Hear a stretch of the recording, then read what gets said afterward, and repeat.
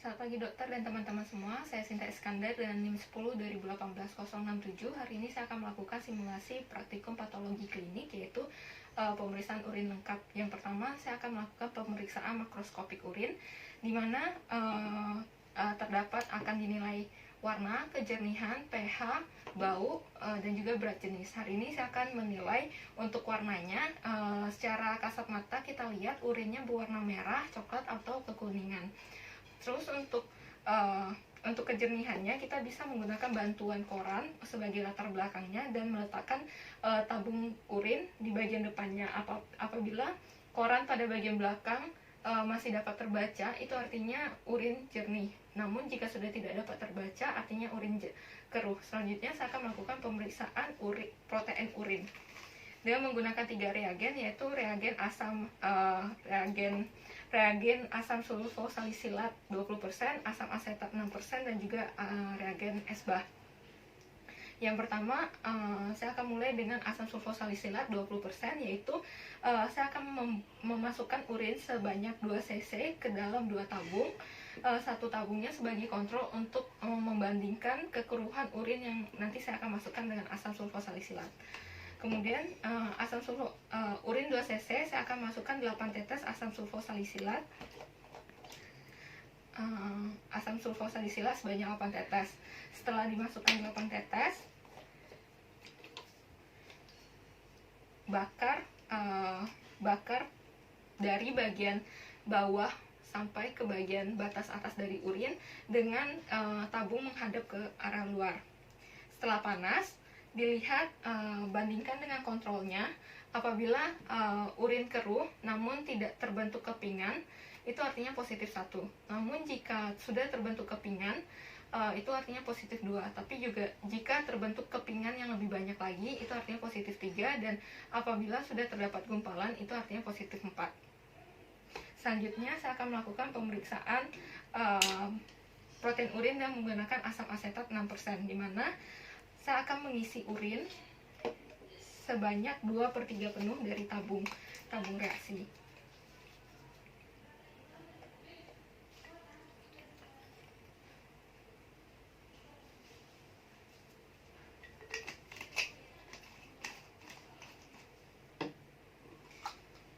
Kemudian setelah itu saya akan bakar dengan api spiritus pada bagian atas, batas atas dari urinnya. Bakar dengan tabung menghadap ke arah luar. Setelah dibakar, dilihat apakah terbentuk kekeruhan pada bagian yang dibakar tadi. Jika terbentuk keruh, tambahkan dengan reagen asam asetat 6%, tambah beberapa tetes. Kemudian dilihat lagi, apabila kekeruhan yang tadi dipanaskan bertambah keruh, itu artinya positif. Kemudian pemeriksaan protein urin yang ketiga, yaitu menggunakan cara esbah, di mana saya akan menggunakan sampel urin 24 jam sebanyak 2 liter. Masukkan urin sampai batas U, kemudian tambahkan dengan reagen esbah sampai batas R. Setelah ditambahkan, sedikit dikocok, kemudian biarkan selama 24 jam. Setelah 24 jam, kita lihat apakah terbentuk endapan. Jika misalnya terbentuk endapan sebanyak 2 gram per liter, kita dapat menghitung ekskresi proteinnya, yaitu 2 liter urin yang kita gunakan sebagai sampel dikali dengan 2 gram per liter protein yang terbentuk, endapan yang terbentuk. Ekskresi protein dapat didapatkan 2 kali 2, artinya 4. Selanjutnya saya akan melakukan pemeriksaan glukosa urin dengan cara Benedict, di mana saya akan menuangkan reagen Benedict sebanyak seperempat dari tabung atau sebanyak 5 cc.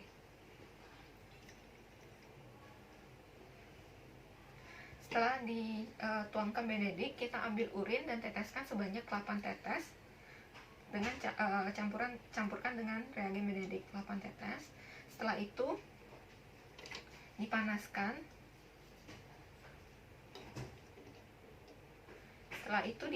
Sampai mendidih. Setelah mendidih, sedikit dikocok untuk melihat perubahan warnanya. Jika dia berwarna hijau, berwarna biru itu negatif, dan jika berwarna hijau itu positif 1, kalau agak keruh itu positif 2, dan jika warna sedikit menguning itu positif 3, dan positif 4 jika berwarna merah bata. Selanjutnya saya akan melakukan pemeriksaan keton urin, di mana saya akan menggunakan sampel urin segar karena keton bersifat mudah menguap. Yang pertama, saya akan menggunakan reagen Rotera, di mana urin sebanyak 5 cc di dalam tabung reaksi. Saya akan campurkan 1 sendok reagen Rotera ke dalam tabung reaksi. Kemudian saya akan meneteskan sedikit amonium oksalat yang melalui dinding dari tabung reaksi tersebut secara perlahan. Kemudian setelah diteteskan amonium oksalat, diamkan selama 3-5 menit. Kemudian kita lihat perubahan warnanya. Jika terbentuk cincin berwarna ungu artinya keton positif, namun jika cincin berwarna coklat artinya keton negatif. Selanjutnya saya akan melakukan pemeriksaan Gerlach dengan menggunakan pemeriksaan keton dengan menggunakan reagen Gerlach, di mana urin sebanyak 5 ml saya akan campurkan dengan reagen Gerlach. Kemudian saya akan saring dengan menggunakan kertas saring.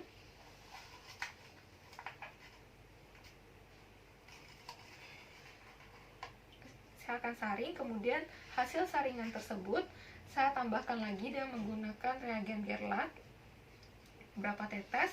Kemudian lihat perubahan warnanya. Jika dia berwarna kuning artinya negatif, namun jika berubah menjadi berwarna merah anggur artinya positif.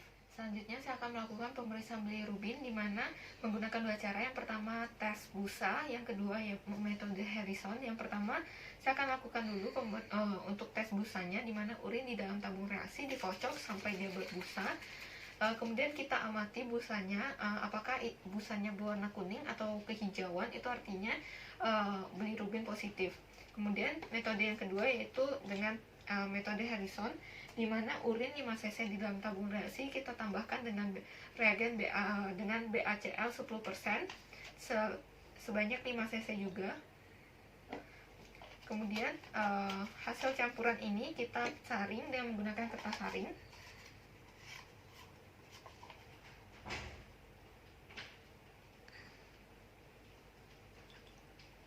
Kemudian hasil kertas saring, hasil saringan tersebut kita diamkan supaya dia agak kering beberapa menit.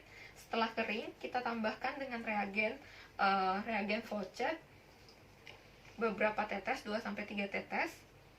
Kemudian kita biarkan dan kita lihat perubahan warnanya. Apabila berwarna hijau artinya bilirubin positif. Selanjutnya saya akan melakukan pemeriksaan urobilinogen urin dengan menggunakan reagen Wallace Diamond, di mana urin saya akan menggunakan sampel urin segar karena urobilinogen sifatnya mudah berubah menjadi urobilin. Jadi kita menggunakan urin segar sebanyak 10 cc dituang ke dalam tabung reaksi. Kemudian kita campurkan dengan reagen Wallace Diamond. Campurkan, kemudian kita diamkan 3-5 menit. Kita lihat perubahan warnanya. Cara melihatnya dengan dari bagian atas tabung, dengan bagian bawahnya dialas dengan kertas putih. Kita lihat bagian atasnya, jika terdapat perubahan warna menjadi sedikit kemerahan, kita lanjutkan melakukan pengenceran, di mana pengenceran dilakukan pengenceran 10, 20, 40, 80, dan 100. Misalnya saya contohkan untuk pengenceran 10 kali, kita buat ke dalam 2 tabung.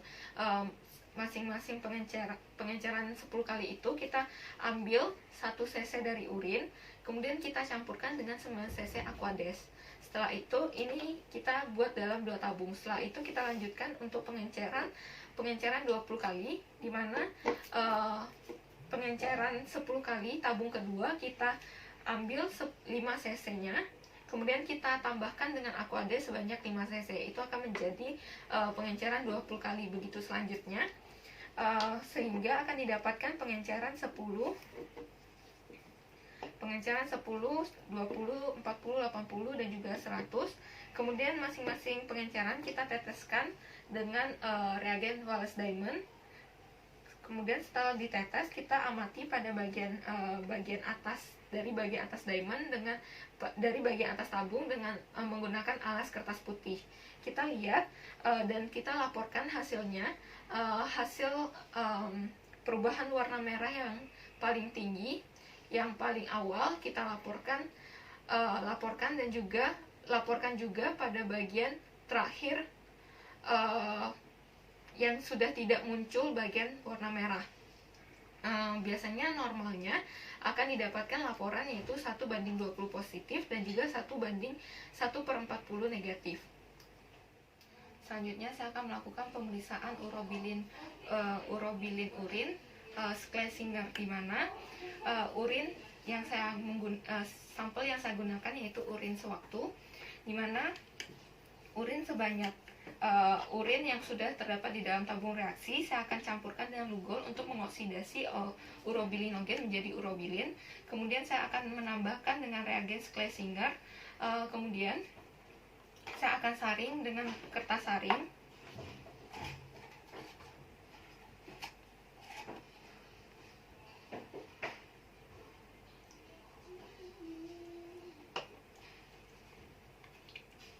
Setelah disaring, hasil filtrasi tersebut dengan bantuan latar berwarna hitam, kita lihat apakah urin mengalami berfluoresensi atau tidak. Jika berfluoresensi artinya urobilin positif.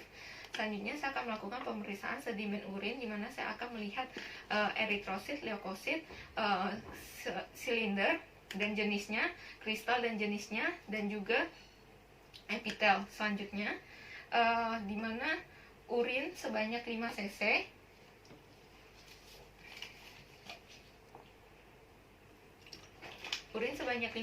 disentrifuge lebih kurang 5 menit. Setelah 5 menit, jangan langsung dibuka tutup sentrifusnya, kita tunggu beberapa saat. Setelah itu kita akan lihat pada tabung reaksi akan terbentuk endapan lebih kurang sekitar 0,5 cc. Kemudian kita buang secara perlahan sampai menyisakan endapan tersebut. Setelah itu endapan tersebut kita ambil menggunakan lidi, kemudian kita taruh di kaca objek. Kemudian kita tutup, kemudian lihat dengan menggunakan mikroskop, dengan kondensor diturunkan dan diafragma ditutup, dimana kita melihat dengan pembesaran 10 kali untuk melihat silinder dan juga epitel, dan juga menggunakan perbesaran 40 kali untuk melihat eritrosit, leukosit maupun jenis silindernya, dimana biasanya eritrosit bentuknya bulat dan juga tidak berinti, kalau leukosit bulat bergranul. Kemudian untuk silinder biasanya kalau silindernya bening itu artinya silinder hialin, kalau silindernya ada titik-titik dan sedikit pecah itu artinya silinder bergranul. Kemudian kalau untuk kristalnya biasanya kristal kalsium oksalat itu berbentuk seperti amplop, kemudian untuk triple fosfat itu bentuknya seperti peti mati. Baik, selanjutnya saya akan melakukan tes pemekatan urin dan juga berat jenis urin, di mana tes pemekatan urin, sampel yang kita gunakan itu sampel 24 jam, di mana sampel urin 24 jam dibagi menjadi 4 porsi. Pada urin yang pertama kita buang terlebih dahulu, namun setelah itu sampai keesokan harinya kita tampung semuanya. Kemudian sudah kita bagi menjadi 4 porsi. Setelah itu kita lihat volumenya, dimana biasanya pada prinsipnya volume urin semakin siang ataupun semakin malam itu akan semakin berkurang, namun berat jenisnya akan semakin meningkat.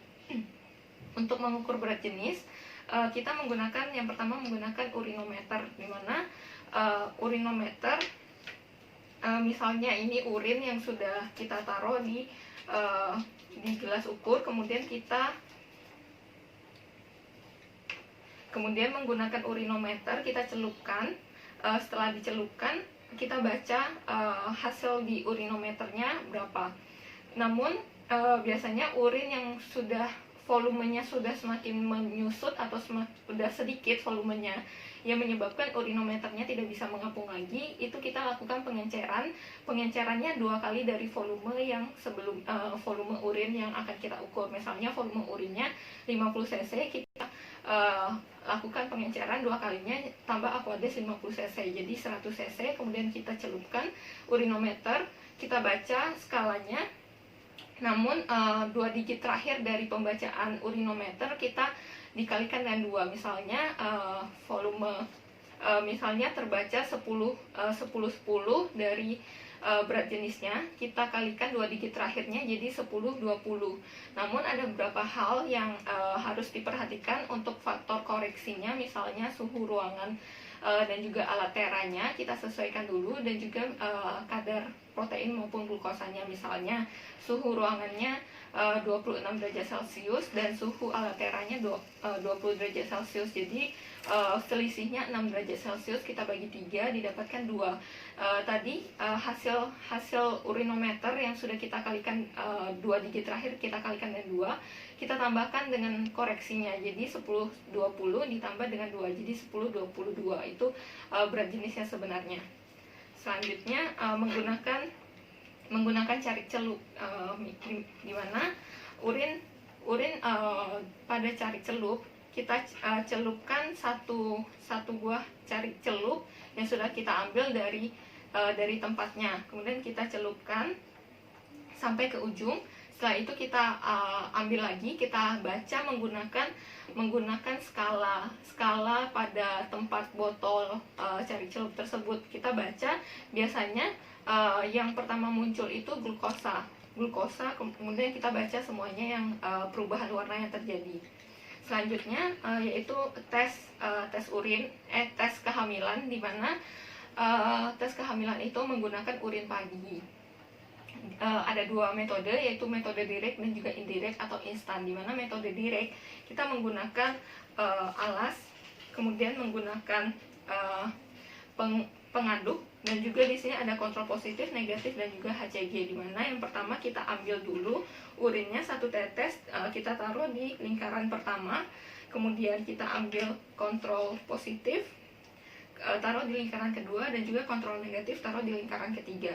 Kemudian kita campurkan semua lingkaran tersebut menggunakan HCG. Terus kita goyangkan sedikit, dan kita lihat hasilnya. Biasanya jika pasien tersebut hamil, pada urin yang bercampur dengan HCG akan terbentuk aglutinasi, sama dengan kontrolnya. Kontrol positifnya juga biasanya akan terbentuk aglutinasi, namun kontrol negatif tidak terbentuk apa-apa.